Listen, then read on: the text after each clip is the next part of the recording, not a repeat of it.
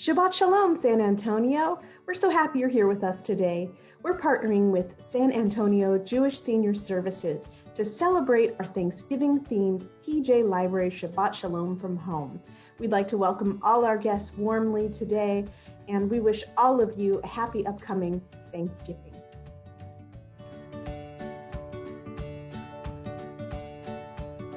Hi, kids. This is my newest granddog over here, Miss Oakley, English Bulldog. And this is Mr. Odie over here. I just wanted to tell you how blessed I am to have this wonderful, wonderful family and all my wonderful dogs and granddogs. And I'm so very grateful to SAJSS for always bringing me challahs to make my Shabbat the greatest ever. Happy fall. I'm grateful for a loving, caring husband of 70 years. Together we have been able to give back to our country, community, and Jewish community. I'm grateful to all the Jewish organizations who have taken care of helping people all over the world and to help our citizens, youth, and children. Now we're going to say the Shabbat prayers. We have three special guests today, starting with Rivka Schechter. You are blessed, Lord our God, the sovereign of the world, who made us holy with his commandments and commanded us to kindle the Sabbath lights. Baruch atah Adonai, Eloheinu melech haolam, asher kitshanu b'mitzvotav v'tzivanu, lahadlik ner shel Shabbat.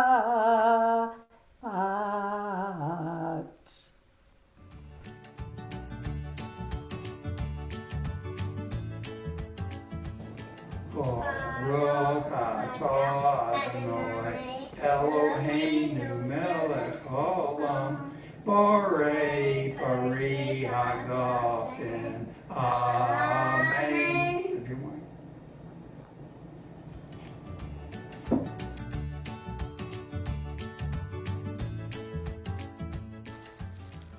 Hamotzi lechem min haaretz.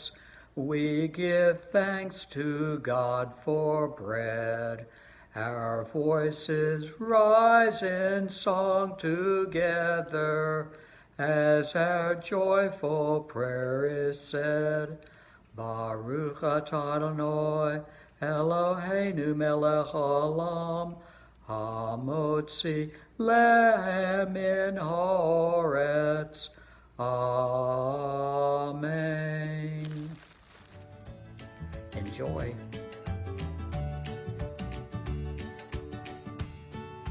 And now we'd like to welcome Wendy Drezick, who's going to share a special story with you today.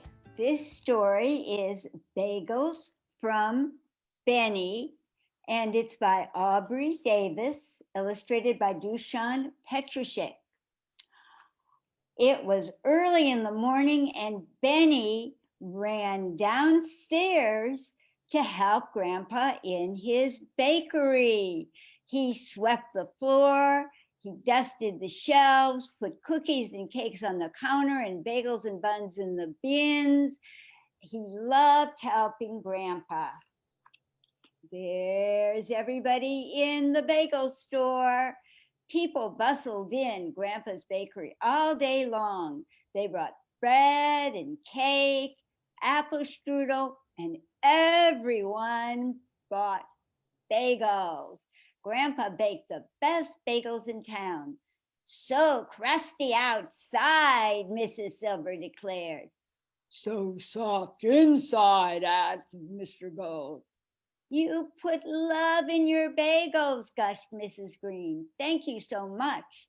Grandpa handed Mrs. Green a bag full of bagels. Why thank me? Who else should I thank, laughed Mrs. Green. But then the clock struck 8. We'll be late for work, cried Mrs. Silver. Dear me, gasped Mr. Gold. Toodaloo, sang Mrs. Green, and they scurried out the door. Benny was puzzled. Why shouldn't Mrs. Green thank you? You make the bagels. Grandpa lifted Benny onto the counter. Benny, aren't bagels made from flour? Yes. Doesn't flour come from wheat? Yes. Where does wheat come from? From the earth. And who made the earth? God did. Grandpa smiled. Then thank God for the bagels. It was a good idea. Benny closed his eyes. Thank you, God. Then he waited. Did he hear me, Grandpa? You ask difficult questions. God always hears you. But Benny wasn't so sure. There he is. If God had really heard him, why didn't he answer? At school that day, there he is at school. He did no work. He didn't read or write. At recess, he sat alone under a maple tree. What's wrong? Asked his teacher. What's wrong? Asked his friends. I'm thinking.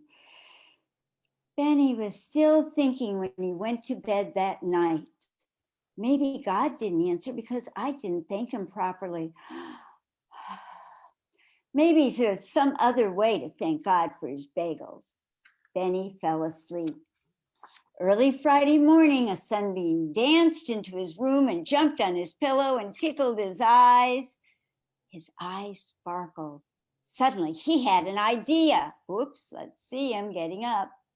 He leaped out of bed and ran downstairs. That morning, he worked very extra hard. Grandpa, will you pay me for my work? Grandpa raised his eyebrows. Pay you? How much? A big bag of bagels. Why bagels? It's a secret. Grandpa laughed and gave Benny a big bag of bagels. Benny took them to the synagogue. Can you see the synagogue? This is where people speak to God, he thought. Maybe I can thank him here. He opened the door and peeked inside. It was dark and very still. He trembled. Maybe I shouldn't. It's not prayer time. But he took a deep breath and walked in. He tiptoed past empty wooden benches. He climbed the stairs to a big wooden cupboard, the Holy Ark. His heart pounded. He could barely breathe. Maybe I shouldn't open it. Maybe God won't like it. The Torah is inside and it's his special book. But Benny took a deep breath and pulled the doors open. King of the universe, I brought you some bagels. I know you make them, but you never taste them because Grandpa sells every last one. Benny put the bag in the ark and closed the doors. Thank you for making the best bagels in town, Benny whispered. Then he ran off to school. On Saturday, can you see Grandpa and Benny? On Saturday, Benny and Grandpa went to the synagogue. Everyone prayed and sang, but not Benny. He kept his eyes on the door of the ark. Had God eaten the bagels? When the ark was opened and the Torah was taken out, Benny looked inside. The bagels were gone. His heart skipped and his eyes danced. I'm so glad you like them. I'll bring you more. Week after week. Look at that. Week after week after week after week. Every Friday, Grandpa gave him bagels. Every Friday, Benny gave bagels to God. Grandpa became curious. What was his grandson doing with all those bagels? One Friday, he followed Benny to the synagogue. They're still warm, just the way you like them. He opened the ark and put a bag of bagels inside. What are you doing? Grandpa bellowed. Benny spun around. Grandpa, I'm thanking God. You're putting bagels in God's holy ark? But he likes the bagels. Every week he eats them all. Oh, Benny, God doesn't need to eat. He doesn't have a mouth or a stomach. He doesn't even have a body. He doesn't. Then where did the bagels go? Grandpa looked at the ark. He looked at Benny. He stroked his beard and scratched his head. I don't know. Suddenly, the front door creaked open. Grandpa put a finger to his lips and pulled Benny into the shadows. In walked a man in a tattered cloak. Can you see his cloak? He took the bag of bagels from the ark. Oh, Lord, I was so hungry. For weeks you fed me. From heaven you sent me beautiful bagels. He tucked the bag under his coat. I have good news for both of us. I have found work. He wiped away his tears. Now I can feed myself and you can stop baking bagels. The man smiled as he quietly closed the cupboard. You help me, Lord. Now I promise to help others. Then he left. Then he buried his face in Grandpa's coat and wept. God didn't eat my bagels. The poor man took them. Grandpa's eyes grew wide with wonder. Benny, you wanted to thank God? Well, you did. How? Didn't you give bagels to a hungry man? Yes. Didn't he promise to help others? Yes. Then you made the world a little better. I did. You did. And what better thanks could God have? So now we have 3 special Jewish ideas that go with this story. One is the idea of mitzvah. A mitzvah is both a commandment and a good deed because we are commanded to do good deeds. There's also tzedakah. One of the good deeds we're commanded to do is tzedakah, which means both charity and justice in making things right. So when we give things to other people, we help make the world more just and right. And there are many degrees of tzedakah, but the best degrees are when the person doesn't know who gave them. And when the person won't even need tzedakah anymore because you've made the world so much better that they don't even need tzedakah. The last idea is tikkun olam, because when you do your mitzvot and when you give tzedakah, guess what? You're repairing the world. You're fixing the world. You're making the world better. Those are all important Jewish ideas. Think, what good deed did Benny do? In what way did he give tzedakah? And how did he repair the world? So now at Thanksgiving, and I'll show you all my Thanksgiving things. I hope you can see them. We're thinking about how we can be thankful and do mitzvot and give tzedakah and repair the world. Back to you, Julie. Thank you so much for that beautiful story. Bagels from Benny's fantastic. And you know what? I think I'm going to be thinking about all the things that I'm grateful for this Thanksgiving. One of them is you. Thank you so much for telling that story.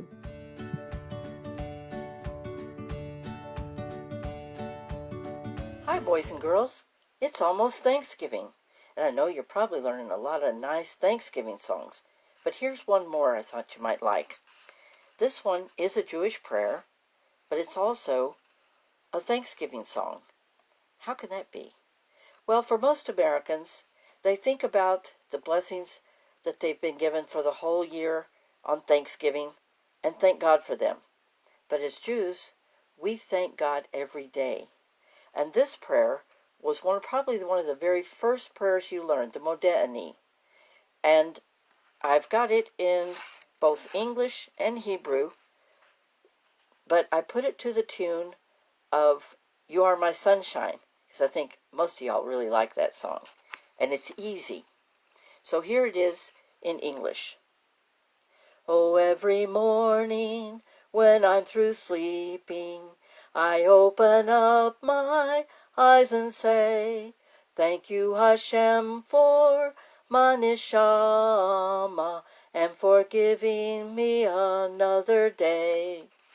And then in Hebrew, we sing, Modehani lefanecha melech chai v'kayam shehechazarta b'nishmati b'chemla rabba munatecha.